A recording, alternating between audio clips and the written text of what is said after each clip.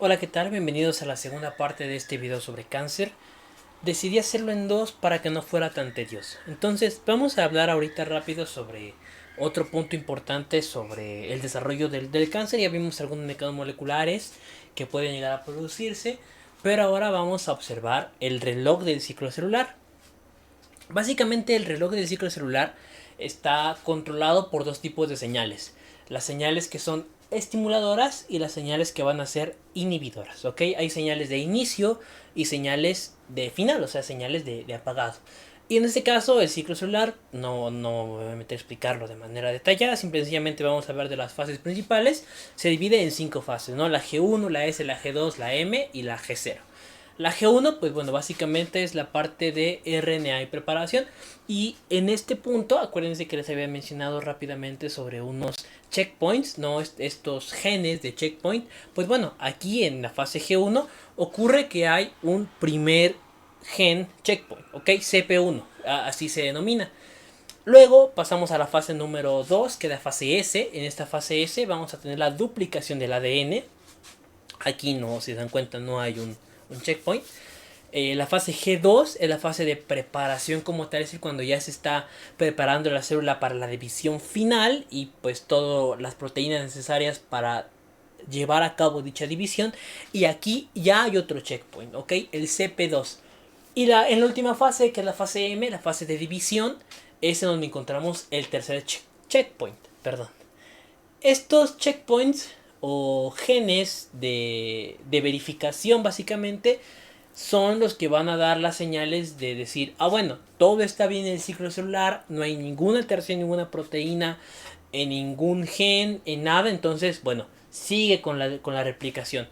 Pero en ocasiones cuando se enmascaran esos problemas por X o Y motivo, porque ya hubo un problema más grave en la célula y se enmascaró el problema y aún así se da el ciclo celular, desde ahí ya parte el cáncer, ¿ok? Desde ahí ya hay un problema más grave.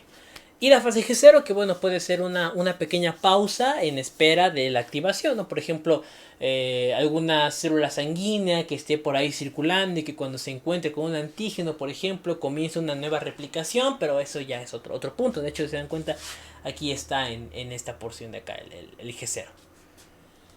Ahora, ¿cómo se regula el ciclo celular?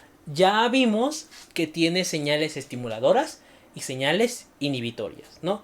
Hay señales tanto de encendido como señales de apagado.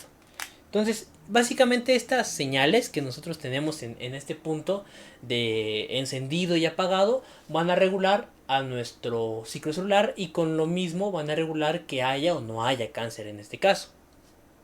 Principalmente van a estar asociadas dos proteínas, las ciclinas y las sinasas, que sobre todo van a estar reguladas por otro tipo de enzimas celulares, que son ya propias de segundos mensajeros, como las proteínas sinasas, ¿no?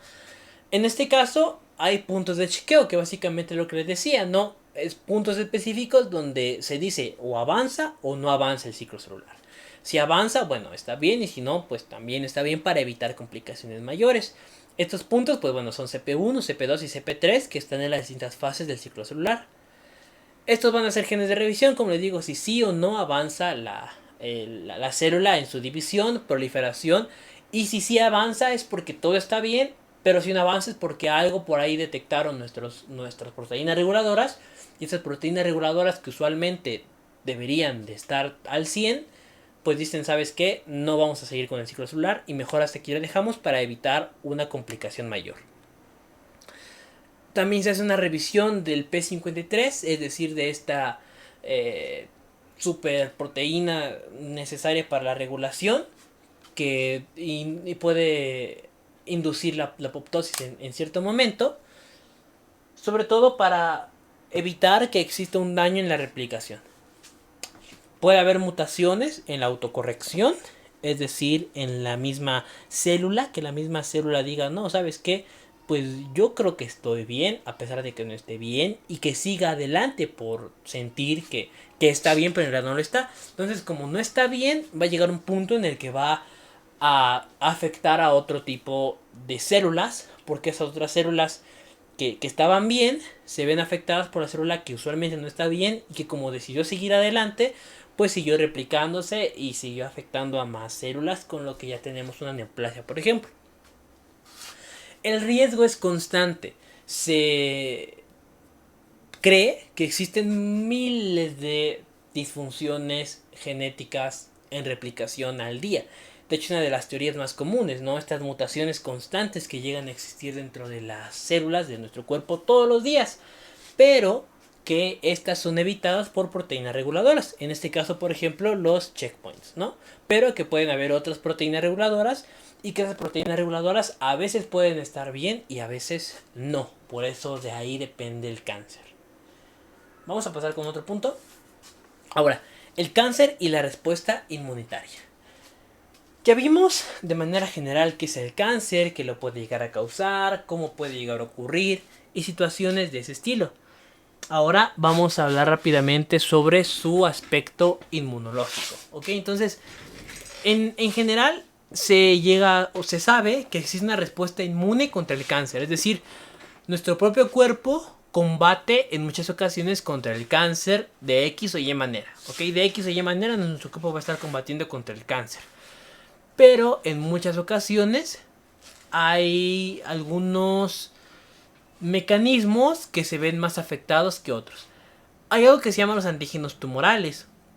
Y si ustedes recuerdan los videos de inmunología, si no se los dejo en una tarjetita, los antígenos tumorales básicamente, o un antígeno en general, es aquello que activa el sistema inmunológico, ¿no? Y en este caso hay un antígeno tumoral, es decir, el mismo tumor puede dar algo que activa el sistema inmunológico y que al activar el sistema inmunológico haya una protección o no la haya. Entonces, hay dos tipos de antígenos tumorales: los específicos de tumor y los asociados o relacionados a tumor. Los específicos de tumor básicamente son aquellos que se producen cuando una sustancia cancerígena entra en contacto con el cuerpo, y al entrar en contacto con el cuerpo, la liberación de este antígeno va a producir que tenga una reacción con el sistema inmunológico, tal y como lo sería, por ejemplo, un antígeno de una bacteria o de un virus, por ejemplo. En este caso, este tipo de antígenos, que se relaciona más con el carcinógeno más que con el cáncer como tal directamente, provienen sobre todo de agentes químicos o biológicos, como puede ser un virus, y químicos, pues un pesticida, ¿no? Es decir, directamente del carcinógeno viene un antígeno que genera que el sistema inmune se ponga en alerta porque en cualquier ratito puede existir un cáncer. Y los otros son los asociados a tumor. Estos como tal hay de dos tipos: o son embrionarios o son de diferenciación. Estos básicamente son los que sí crecen directamente del tumor. Si son embrionarios, en teoría deberían de ser mecanismos que no existan en un adulto, pero que llegan a existir. Y estos existen justamente porque, bueno, en la etapa del embrión, pues lo que ocurre es que se necesita un crecimiento acelerado, ¿no? Pues para que todas las células, tejidos y demás se desarrollen. En el caso de un adulto ya no, o sea, ya no debe de haber un crecimiento exacerbado del órgano, porque se supone que ya está desarrollado. Entonces, si se detecta alguno de estos antígenos asociados a tumor, sobre todo de tipo embrionario, se da cuenta el sistema inmunológico que aquí hay una alteración de las proteínas, ¿no? Y que por lo tanto deben de ser eliminadas. Estos son mecanismos en pausa. Aquí, perdón, se me fue una D en esta región. Es mecanismos en pausa que se activan de manera actual, y que por lo tanto este estimulante que los activa, vaya la redundancia, es el que se asocia directamente con el cáncer como un antígeno, es decir, como aquello que activa el sistema inmunológico. Luego vamos a tener lo que es la inmunogenicidad de los antígenos tumorales, es decir, la capacidad que tienen de activar el sistema inmunológico.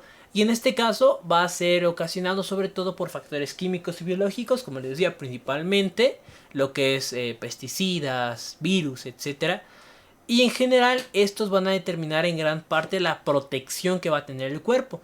Si el cuerpo detecta de manera adecuada estos antígenos y genera una respuesta inmunitaria correcta, puede llegar a defenderse contra el cáncer. Pero si no lo hace, es en donde ya empiezan las alteraciones. Y de hecho de aquí viene un término bien interesante que se llama la vigilancia inmune.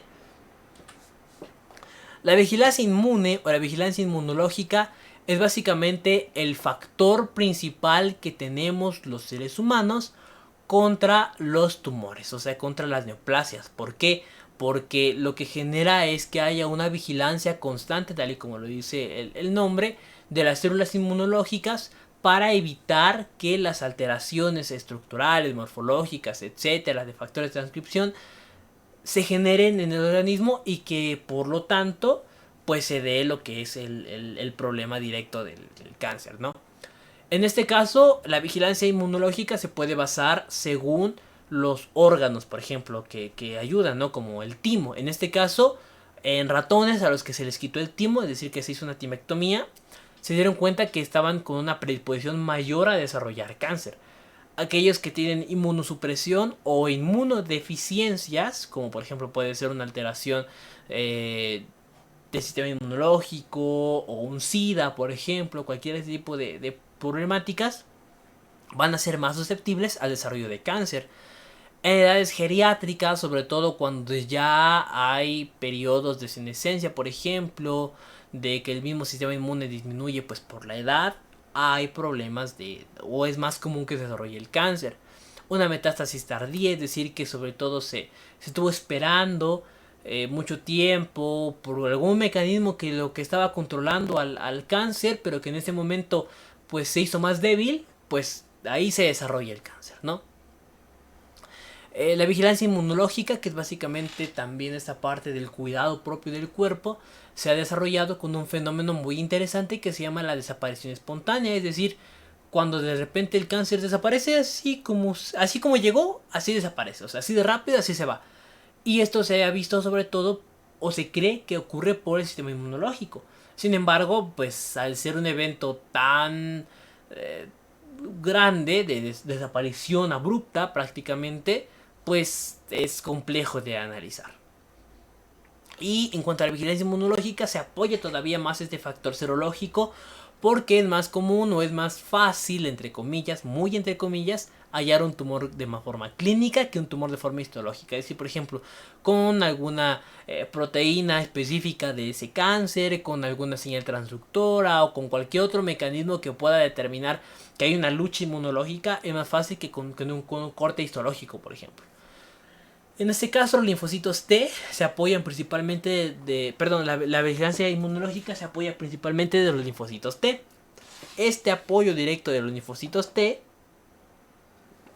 también está con otras células, como las células NK, las natural killer. Y sobre todo de los linfocitos T proviene de los TH1 y de las NK, de las NKT, es decir, de las asociadas con los linfocitos T, que sobre todo va a ser por un factor de la activación inmunológica. Y grosso modo, esta vigilancia inmunológica permite un papel inmunológico real, perdón por la repetición de palabras, pero es un factor real de protección contra los tumores, ¿ok? Ahora, ¿cuál es la inmunología del cáncer? Ya vimos el papel molecular y grosso modo, pero ahora ¿cuál es la inmunología en específico? Bueno, principalmente hay que saber que las proteínas reguladoras en muchas ocasiones puede que los cambios genéticos, como les digo, son cambios a nivel del núcleo, a nivel de replicación, a nivel de proteínas, enzimas, etcétera, no sean detectados. O sea, estos cambios simple y sencillamente no se detectan porque se enmascaran muy bien, porque no se expresan bien, etcétera. O sea, son muchos factores que pueden llegar a provocar que estos cambios genéticos no sean los adecuados. Y sobre todo se exacerban por factores endógenos o intrínsecos y factores exógenos o extrínsecos, ¿no? Estos factores endógenos pues son propiamente los problemas inmunológicos que no se activan y las alteraciones propias moleculares. Y los exógenos pues puede ser, por ejemplo, la estimulación por años por el mismo carcinógeno, ¿no? O sea, estar años y años consumiendo el mismo tipo de edulcorantes, tabaco, el mismo tipo de, no sé, de pesticida, lo que sea un factor real de predisposición, va a terminar afectando en estos cambios genéticos de manera directa. El genoma obviamente se ve alterado pues por lo mismo, y este genoma alterado puede llegar a provocar el crecimiento exacerbado de las células. La protección antitumoral, ¿por quién se da? Bueno, primero que nada por la vigilancia inmunológica o antitumoral, también como se denomina, ¿no? Que ya explicamos anteriormente. Los linfocitos T que se ven asociados también a la misma vigilancia, las células NK, pero la protección antitumoral o inmunológica se puede ver dañada cuando hay una depresión inmunológica, ¿no? Cuando hay una inmunosupresión por cualquier mecanismo que ustedes se imaginen que dañe el sistema inmunológico de manera directa, puede que esta protección se pierda. Y los cambios propios del cáncer, o sea, la protección antitumoral va a permitir que el cáncer se desarrolle de X o de Y manera, o sea, depende mucho del organismo de cada persona. Sin embargo, en muchas ocasiones, el sistema inmunológico sí activa de manera correcta y sí lucha contra el cáncer y puede estar luchando muy bien. Pero tal y como ocurre, por ejemplo, cuando damos muchos antibióticos a una bacteria, esta se hace resistente. El cáncer se hace resistente a los mecanismos inmunológicos a través de un proceso que se llama la inmunoedición, que aquí está representada de manera más amplia. Pero básicamente se basa en 3 puntos importantes: la eliminación, el equilibrio y el escape. La eliminación es básicamente el proceso en el que un tejido cualquiera se daña por una célula cancerígena, ¿no? Entonces yo tejido, este es un tejido, tengo una célula cancerígena. Y al tener esta célula cancerígena yo doy señales de alarma, ¿no? Señales de peligro. En este caso soy detectado por alguna de las células circulantes. Lo más común es que sea una célula NK. Y la célula NK dice, oye, mira, apenas tiene una célula, un poquito de la célula maligna, la voy a destruir de una vez. Entonces esta eliminación es una detección oportuna y se extirpa de manera natural este tumor inicial que ya se estaba creciendo, ¿ok?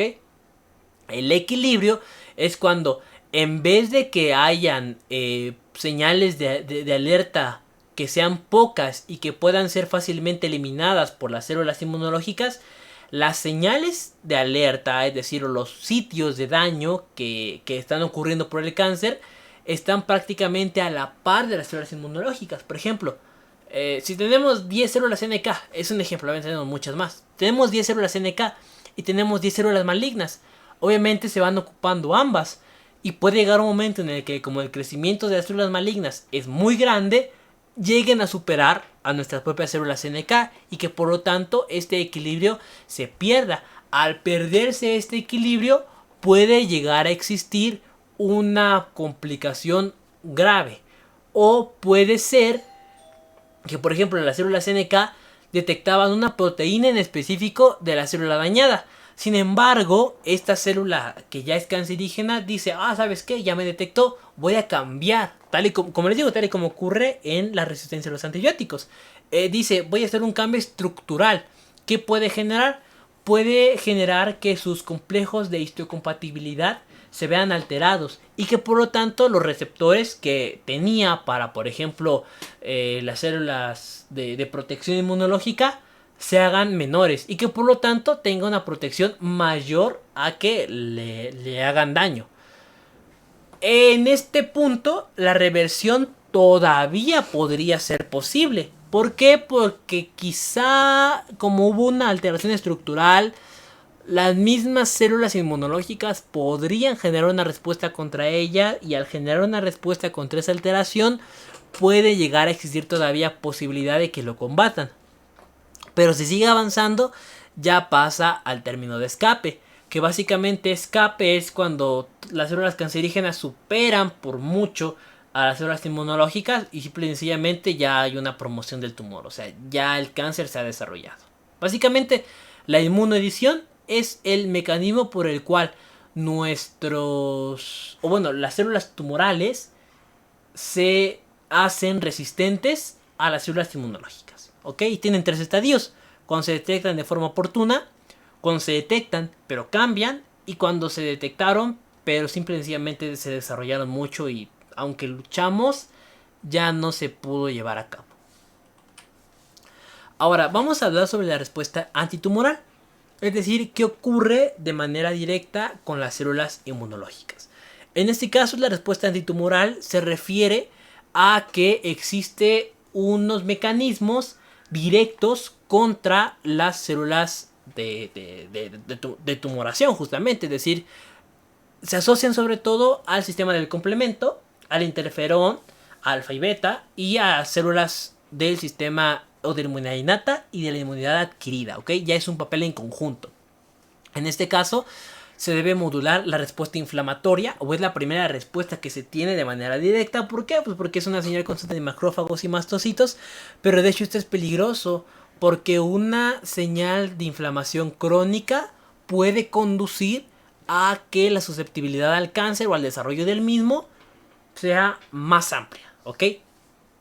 Después de que ocurre esta respuesta inflamatoria inicial, puede haber un desarrollo de la inmunidad adquirida, es decir, por X o Y motivo, las células B, las células T llegan al trabajo, llegan a actuar, y en ese punto ya el papel se hace conjunto, ¿ok? Ya trabaja como en cualquier infección de virus, de bacterias, etcétera. El papel conjunto ya genera esta unión entre la inmunidad innata y la inmunidad adquirida.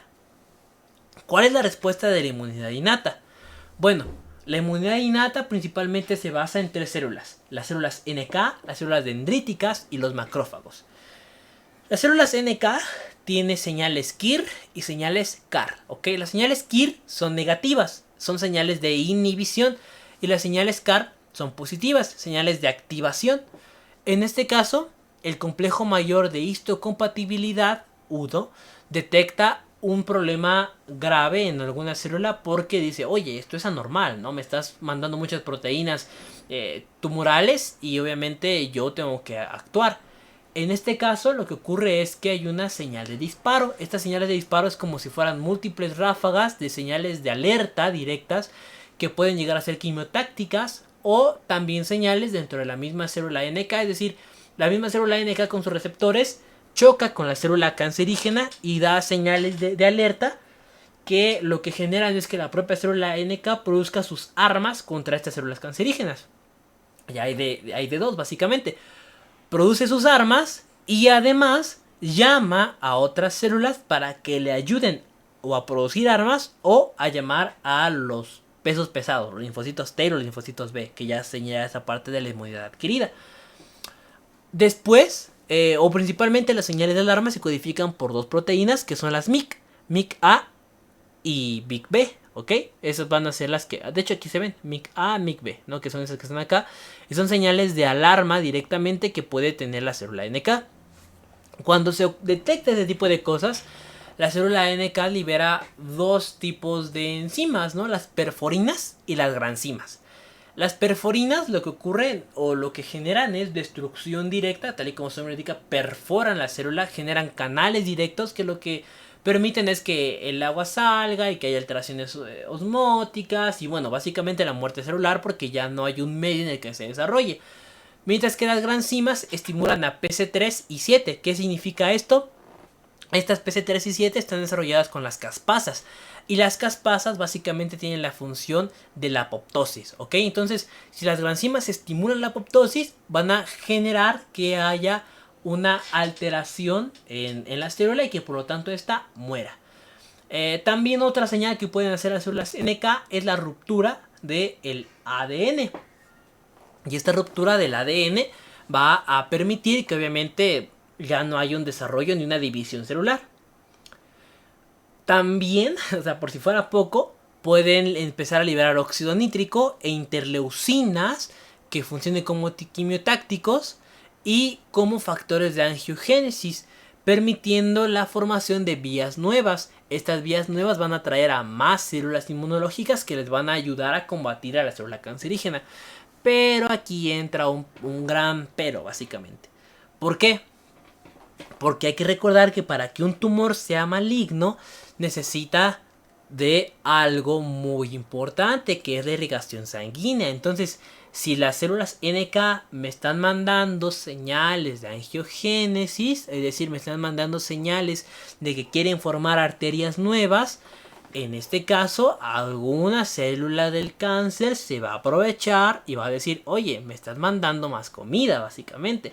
Me quieres atacar, pero me estás mandando comida. Entonces, por ahí podría pegarte un susto y pasar a la vía de escape, ¿no? En este caso estamos hablando como de la vía de detección y equilibrio, pero por ahí, como me estás mandando factores de angiogénesis, podría escaparme porque me estoy haciendo más fuerte incluso.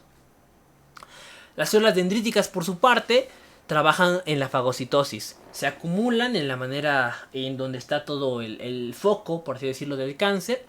Y bueno, ya después de que fagocitan y pasa todo el proceso de la fagocitosis, lo procesan y demás, van a terminar con un receptor en su membrana exterior, que es básicamente lo que les va a proporcionar el trabajo como células presentadoras de antígeno, y van a presentar su antígeno a los linfocitos TCD4 positivos y los CD8, ¿no? O citotóxicos. Cooperadores o citotóxicos.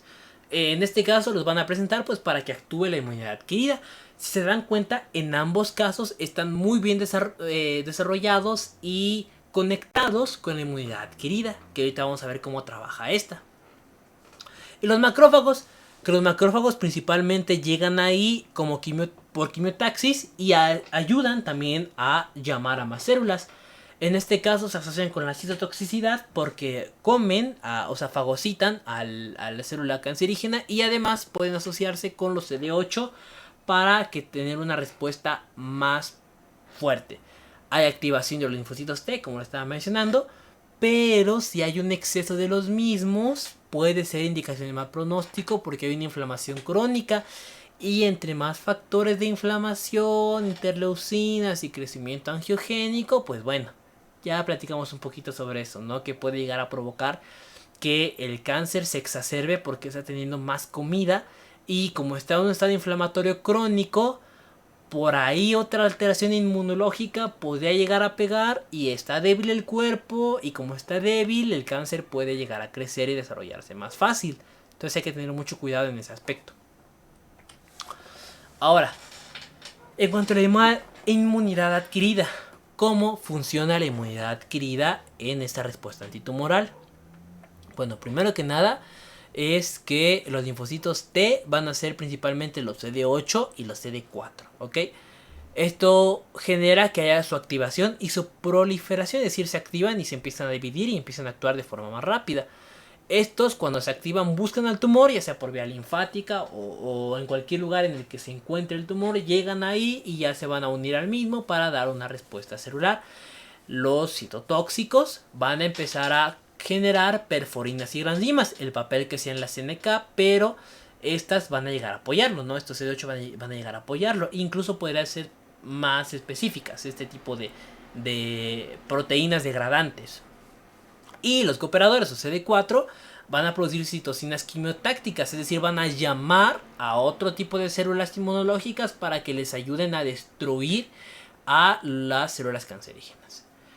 El linfocito B se considera como antitumoral, pero en muchas ocasiones puede que los antígenos que haya reconocido y para los cuales esté formando los anticuerpos solamente sean un cebo.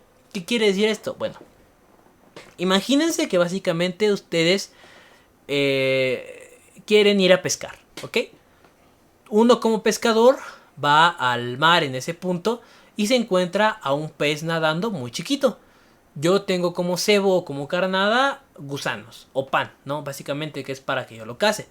En este caso pongo el cebo directamente en como lo quiero cazar y atraigo al que según yo era un pez chiquito. Pero ¿qué ocurre? Que cuando me doy cuenta, en realidad lo que estaba viendo era la lengua del pez, por ejemplo, y que el pez en realidad es muy grande y ya me atacó porque era un pez carnívoro, ¿no? Es un mecanismo muy fantasioso, pero es para entenderlo, ¿no? De mejor manera. Estos antígenos de cebo lo que generan es que la respuesta a los linfocitos B sean alteradas, ¿no? O sea, no sea la correcta porque solamente fue una respuesta para mantenerlos ocupados. Y ahora que ya se mantuvieron ocupados, pueden liberar el cáncer real. Muchas veces es ocasionado por la inmunoedición, ¿no? Por esas alteraciones estructurales que pueden llegar a provocarse por la misma célula cancerígena.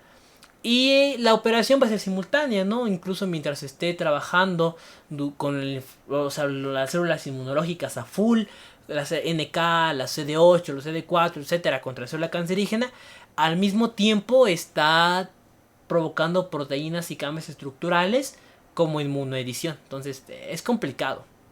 Ahora, Ya vimos básicamente el mecanismo inmunológico por el cual el cáncer podría llegar a ser evitado y cómo se desarrolla también con esta misma activación.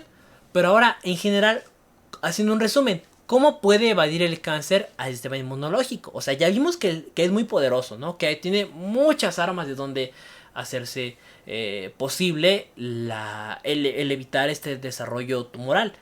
Pero ¿cómo el cáncer evita al sistema inmunológico? Bueno, principalmente es por estas acciones que están acá. Puede cerrar puertas endoteliales. ¿Qué quiere decir esto? Que si recuerdan, uno de los principales factores era la angiogénesis, ¿no? Entonces era crear carreteras nuevas para que llegaran células inmunológicas a trabajar y a generar que haya pues una mayor vía de entrada al foco de la afección. Pero el cáncer en muchas ocasiones puede liberar proteínas estructurales que tapan los orificios endoteliales y que por lo mismo evitan que las células inmunológicas lleguen al lugar porque ya no hay cómo pasen. Después también se sabe que puede haber una proliferación oportunista. ¿Qué quiere decir esto? Que básicamente en un momento en el que el cuerpo por X o Y motivo está débil, imagínense que tiene SIDA o que ya tiene una enfermedad que lo inmunocompromete o etcétera, el cáncer se da cuenta y como estaba relativamente oculto porque se presentaba en X cantidad ya que el sistema inmunológico estaba fuerte, ahora que ya está débil, ¡pum!, sale y se presenta. También puede ser que el tumor sea muy pequeño, lo que decía al principio, ¿no? De que el tumor es muy pequeño y por lo tanto no se puede detectar por el sistema inmunológico. Otro puede ser que sean los cambios en los antígenos, es decir, que simple y sencillamente los antígenos sean diferentes y que no puedan ser detectados por el sistema inmunológico porque son mutaciones muy graves. O sea, es que es lo que tiene el cáncer, que al ser un aspecto de genético, o sea, de problemas en la replicación celular, algún antígeno que quiera llegar a presentar simple y sencillamente no se expresa porque es muy distinto a lo que se acostumbraría a observar en cualquier organismo biológico. O sea, es muy, muy, muy raro. Otra acción puede ser los anticuerpos de carnada, ¿no? Lo que les decía, que si ustedes quieren dar como a esta parte de que en realidad a lo que le estaban dando era solamente la corteza, no lo que realmente se quería dar de la célula. Puede haber nula o poca expresión de antígenos, es decir, simple y sencillamente los antígenos no se presentan, o sea, no siempre va a haber un ataque del sistema inmunológico, porque no siempre va a haber una llamada de alerta por parte de la célula infectada, ¿no? O de la célula que ya se hizo mala. O sea, no siempre va a haber esta señal de alerta, sino que a veces no se presentan y como no se presentan, no existe cómo se pueda detectar, ¿ok? Y bueno, también puede haber un factor de crecimiento transformante beta que puede sobrepasar el sistema inmunológico, es decir, crece más de lo que se puede combatir, lo que se llama lo de la inmunodición, ¿no? Esta parte del escape. Puede haber generación de faz L, que faz L básicamente lo que genera es que cuando entra en contacto con las células citotóxicas, en vez de generar apoptosis de la célula infectada, genera apoptosis de la célula CD8. Hay segregación de antiapoptóticos, es decir, de células que evitan la apoptosis, como de células de moléculas que evitan la apoptosis, como la BCL2.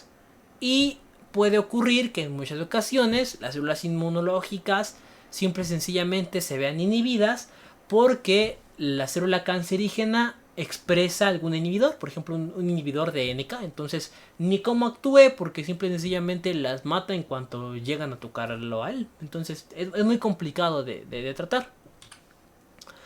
Y bueno, ya para terminar, vamos a hablar ahora sobre el tratamiento. El tratamiento debe de ser individualizado y en conjunto con lo que el especialista refiera, si es quimioterapia, si es alguna terapia nueva, si qué fármacos, en qué momento, etcétera. En este caso solo vamos a hablar de la inmunoterapia, porque es el tema que estábamos viendo ahorita. Vamos a hablar de las vacunas, inmunomoduladores, los anticuerpos monoclonales y la nueva terapia que es hacia blancos moleculares, ¿ok? Las vacunas, sobre todo, traen aptenos, que si ustedes recuerdan, un apteno es básicamente una molécula que necesita un vehículo para poder actuar. En este caso pueden actuar gracias a proteínas que presente el tumor y que por lo tanto cuando se une el apteno de la vacuna, el sistema inmunológico ya lo detecta, ¿no? Lo que les decía, hay antígenos que pueden ser muy distintos a lo que está acostumbrado el sistema inmune, pero cuando se inyecta un apteno y este se une a ese antígeno raro, el sistema inmunológico ya lo detecta y dice, oye, esto ya lo conozco, esto sí lo puedo atacar. Entonces, por ahí podría ser. Y lo que busca básicamente es la activación inmune. Los inmunomoduladores buscan lo mismo, la activación inmune. ¿Y cuáles son ahorita? Pues bueno, la BCG y los derivados del Corynebacterium parvum. ¿Qué generan estos? Primero que nada, factores estimuladores del sistema inmunológico, la activación, y pueden llegar a provocar interleucinas e interferón. Los anticuerpos monoclonales pueden ir directo contra antígenos tumorales, es decir, contra partes de la célula cancerígena que necesita su ataque, ¿no? Directamente. Pueden verse como proyectiles celulares que están muy asociados con el siguiente punto, que son los blancos celulares. En este caso, un blanco celular básicamente va a ser un medicamento, un fármaco, una terapia que se dirija contra una vía directa de la enfermedad del cáncer, como lo puede ser un problema a nivel de su replicación, a nivel del crecimiento, a nivel de angiogénesis, como les digo, necesita de sangre pues para desarrollarse, etc. En este caso puse 4 ejemplos. Uno de los principales puede ser el inhibidor endotelial, que es básicamente un factor contra VEGF, que este es un factor de crecimiento del endotelio. Esto permite que las arterias que estaban irrigando al tumor desaparezcan, es decir, evita la angiogénesis. Y como evita esta angiogénesis, poco a poco el tumor debería morir porque no le llega suficiente suministro sanguíneo. O quizá no muera, pero al menos se hace más débil porque deja de comer, básicamente. Puede haber otros contra factores del crecimiento epidérmico. Estos factores del crecimiento epidérmico básicamente son los que pueden modular que haya una sobreexplotación de la célula, porque la célula necesita comida básicamente. Entonces, si le quitamos su comida, esta pues va a empezar a hacerse más débil. Otros pueden ir contra señales del crecimiento, como la señal c-KIT.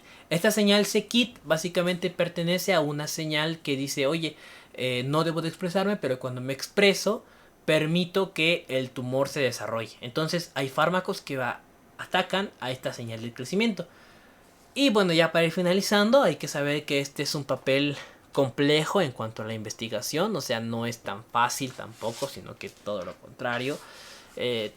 Faltan muchos años para que tengamos tal vez una terapia más segura, más aprobada, económica incluso, etcétera. Entonces, lo más importante es siempre mantener estos cuidados básicos y evitar de mejor manera estos factores de riesgo. Si hay predisposición, hacerse chequeos constantes.